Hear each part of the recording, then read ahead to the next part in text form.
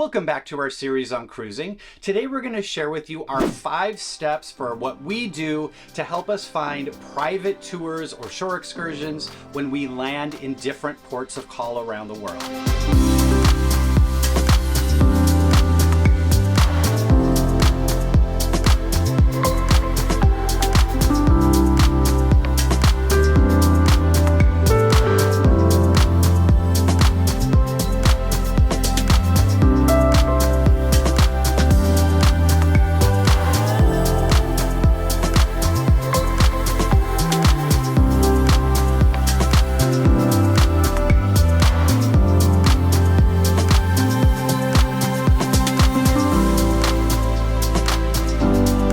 Taking shore excursions is sometimes one of the most fun part about cruising. You get to go to different places around the world, and sometimes you want to get out and explore. Now, sometimes there are cities where you can just get off the ship and head into town and walk around, and that's going to be fun enough. But other times you want to get a little bit farther, go a little bit deeper, and you need to have some kind of tour guide to help you with that process.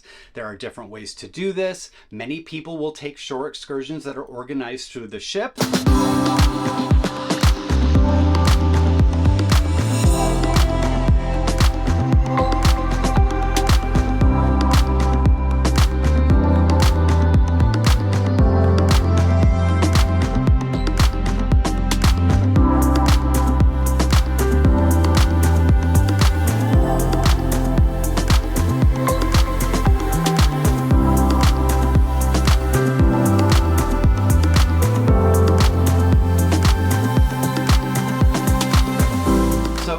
On what you want to do and how you want to do it. But today we're going to just talk about how we find these private shore excursions that we take when we go traveling.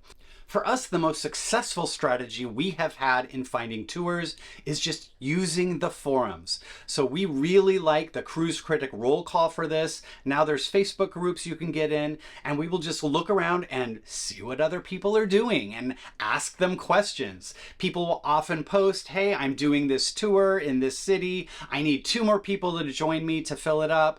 Or this is what we're doing, and you can kind of see the name of the tour guide or maybe the name of the company that they're going with and be able to look them up that way and see if they offer other tours or have additional drivers, that kind of thing. We have found some really incredible tours that have just been organized by other passengers, and we just said, hey, we want to go too, and it got included in the tour. Some of these tours have been big bus tours where there was 25 people. Other times it's just a couple of people. This is a really great way to just get out there and take advantage of the knowledge of your fellow cruisers that are going to be on the ship with you and find a great tour to take. When deciding on a tour, the first thing I like to do is look at what I like to do. We really like nature, we like hiking, we like looking for birds, we like to walk a lot.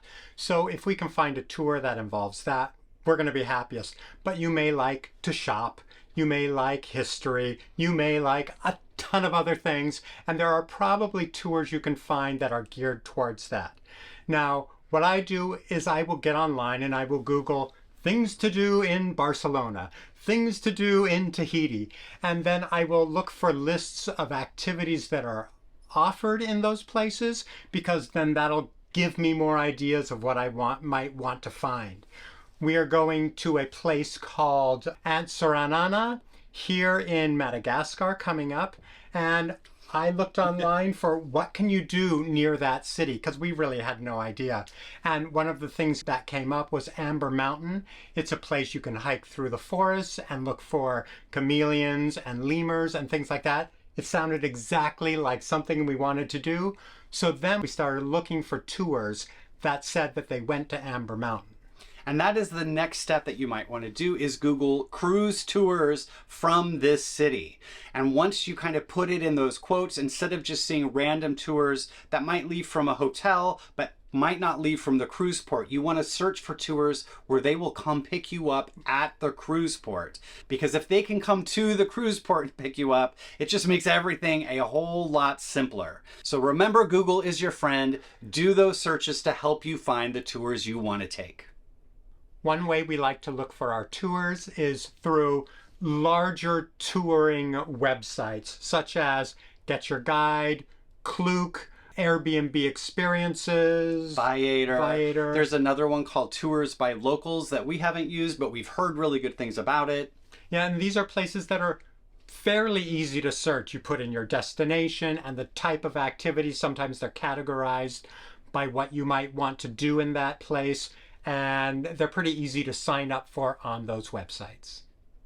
Our last tip is for people who maybe like being a little bit more spontaneous, but oftentimes you can just walk off the ship, and once you get into port, there is going to be tour guides there who will be very happy to sell you a tour. We have done this on several occasions. We did it in Guadeloupe, in the Caribbean, we did it down in southern Chile, and it was very easy. Someone just approached us and say, hey, do you want to go here? And we said, yes, how much? And then you negotiate on a price. And if you're happy with that tour and that price, it can be a really great deal.